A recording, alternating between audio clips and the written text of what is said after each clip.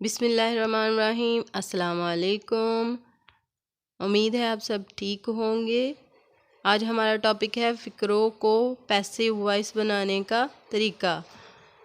ہم ایک مثال لے لیتے ہیں۔ آئی رائٹ اے لیٹر ایکٹیو ہے، اس میں آئی سبجیکٹ ہے، اے لیٹر آبجیکٹ ہے۔ اے letter is written by me, a letter object start میں آ گیا، از ریٹن بائی می، اور سبجیکٹ اینڈ پہ آ گیا ہے۔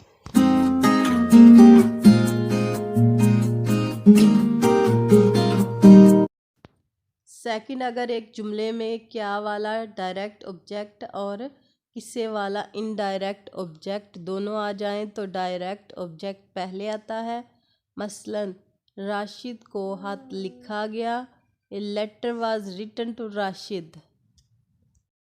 تھرڈ، اگر ایک جملے میں دو ڈائریکٹ آبجیکٹ آ جائیں تو دونوں پہلے آتے ہیں۔ مثلا ہمارے ملک میں ہاکی اور کرکٹ کھیلا جاتا ہے، hockey and cricket are played in our country.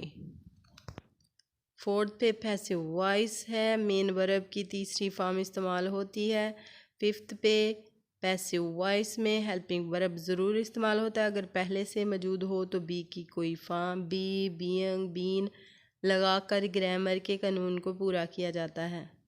Use of verb in English, انگریزی میں ورب 3 صورتوں میں استعمال ہوتا ہے۔ لنکنگ ورب، یہ سمپل جملوں میں استعمال ہوتے ہیں اور خود مکمل نہیں کر سکتے، ان کے بعد کوئی ایڈورب، ایڈجیکٹو، پروناؤن، ناؤن بھی آتا ہے، مثلا ہی از اے ڈاکٹر۔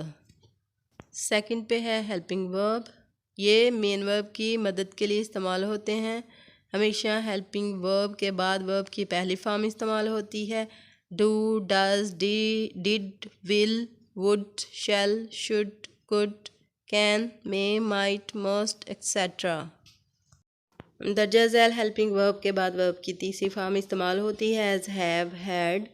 نوٹ، اگر ہیڈ بیٹر ہو تو ورب کی تیسری فارم استعمال ہوتی ہے۔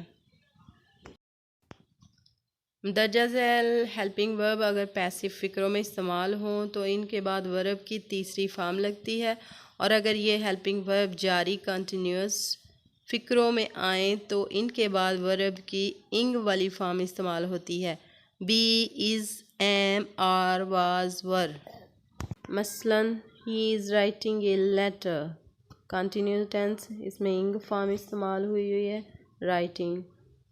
ہی از punished by his teacher، passive third form of verb۔ مین ورب یا ایکشن ورب، ایسا ورب جو فقرے میں اصل کام کو ظاہر کرتا ہے، اسے مین ورب یا ایکشن ورب کہا جاتا ہے۔